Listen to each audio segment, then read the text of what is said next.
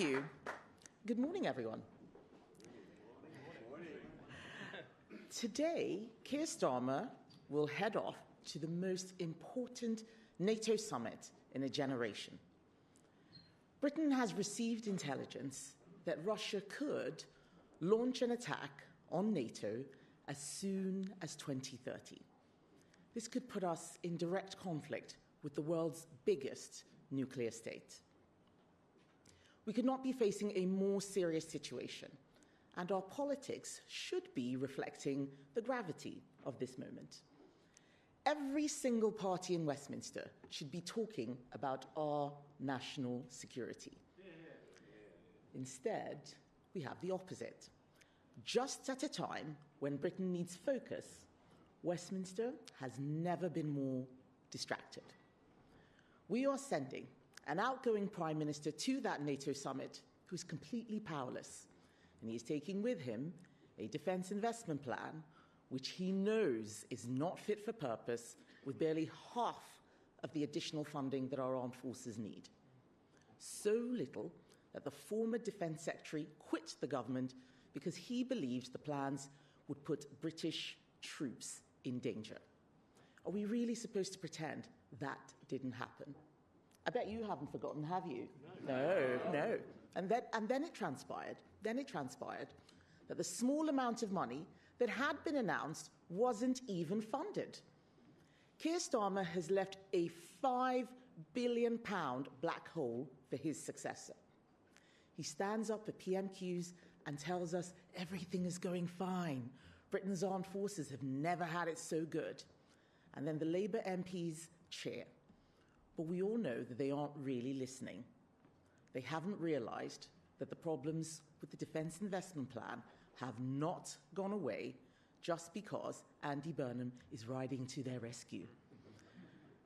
And have you actually heard Andy Burnham say anything about the threats that we face? Have you heard him say anything about the threats we face? Last week, the RAF intercepted a Russian warplane. It was dropping sonar devices right next to a British aircraft carrier. What did Andy Burnham say? Nothing. Our undersea cables are already under constant attack. The next Russian assault on them could knock out the internet across the United Kingdom. What has Andy Burnham said about that? Nothing. Said nothing. Defence of this country should be his number one priority. But he says he wants to spend less time on foreign affairs. Meanwhile, Reform are demanding a general election. They might be ready for campaigning. They are not ready for government. They haven't even bothered to appoint a defence spokesman. They are completely distracted by their constant scandals and personal dramas. They think immigration is the only national security issue.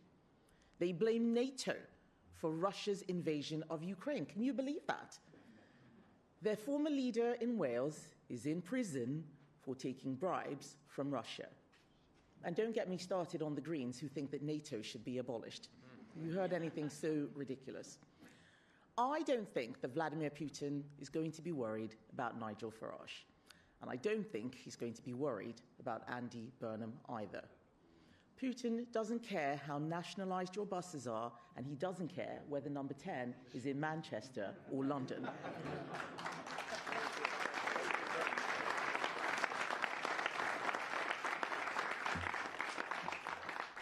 What Vladimir Putin is interested in is whether Britain can defend herself or not.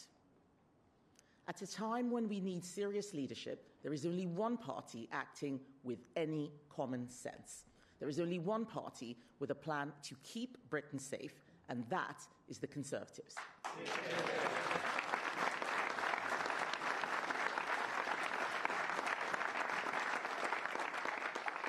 Why is no other party supporting our plan to fund Britain's defence? It's because they don't understand the threats we face, and they're not interested either. They're not worried about Chinese spies. They're not worried about Russian aggression. They want us to spend less time thinking about Iran, who's threatening our oil supplies. Well, I am worried about Britain's national security, And that is why my team and I are coming up with the plans to keep this country safe.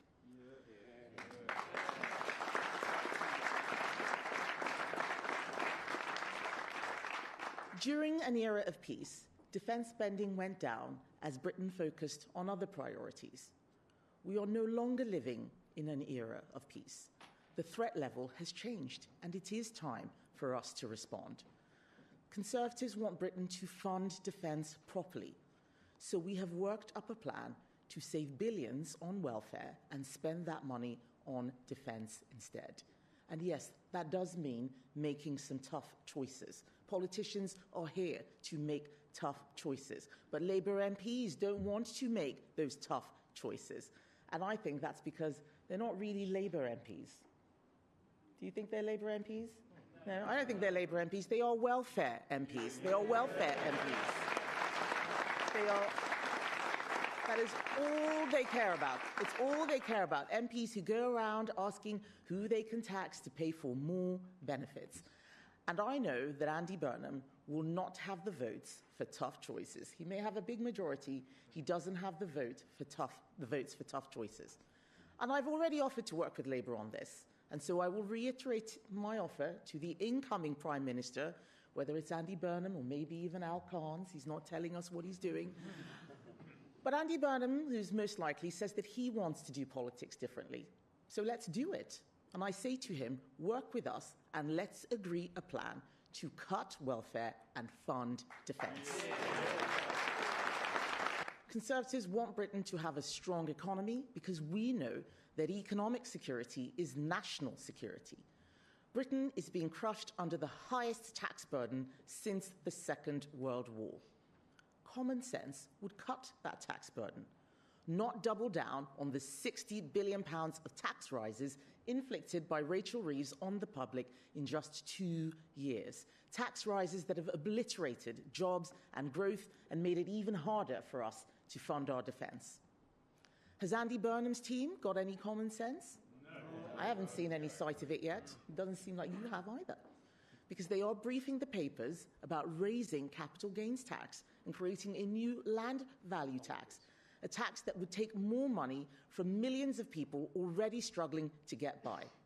Andy Burnham's big idea is to tax the South to fund the North. It is robbing Peter to pay Paul. We want to look after everyone. Yeah.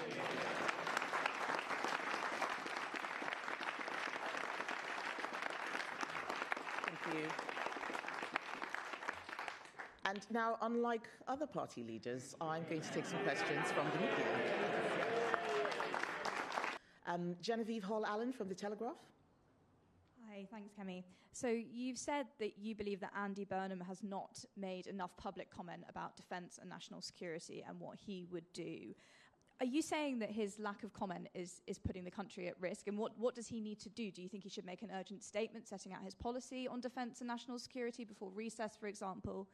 And also, if I may, about the early release scheme. You know, you say that it's a really problematic policy and it is, you know, causing so much fear among victims, particularly of sex offences.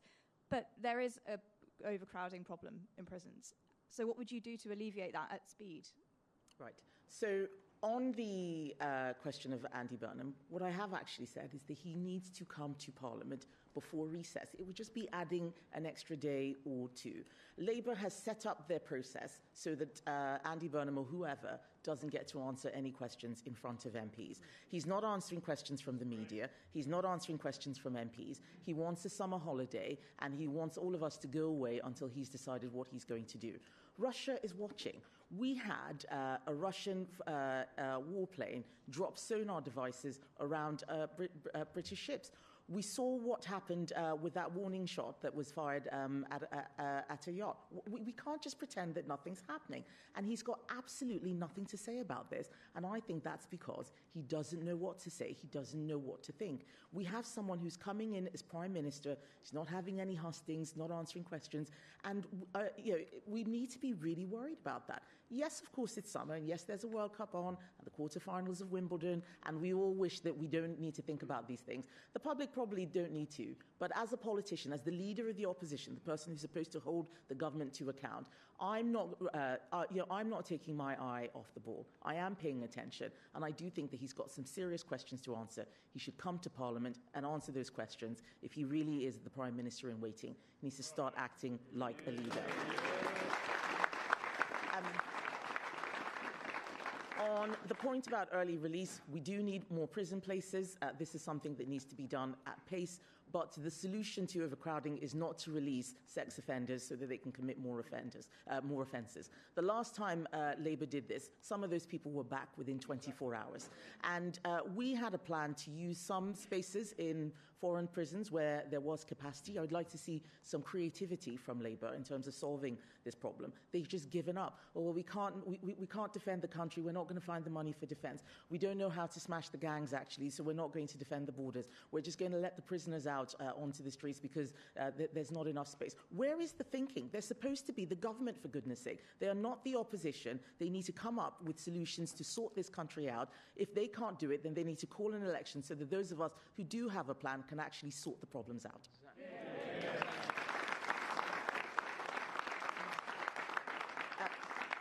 Aaron Newbury from The Express. Hello. You've said before that it looks... You've been surprised that you said that Andy Burnham won't cut welfare, that he shouldn't raise taxes, that he shouldn't increase borrowing. It sounds like you're saying that the issue with national security is not the person leading the Labour Party, it's the Labour Party itself. So you've been a little reticent about calling for a general election. Surely the way to guarantee national security is to call an election and let the public kick Labour out completely. I haven't been reticent. I've been very clear that if Andy Burnham does not find the money for the Defence Investment Plan, then he should call a general election, because we had a Labour Defence Secretary resign saying that our troops are not being protected. I don't know why Labour is so complacent about this. We've never had a Defence Secretary resign because his party and his Prime Minister could not defend the country. It's extraordinary. And the shrug of shoulders and, oh, well, there's nothing we can do about that attitude that Labour is showing is the reason why I say the problem is not just the various leadership contenders. It is the Labour Party. They will not protect our country because all they really care about right now is welfare.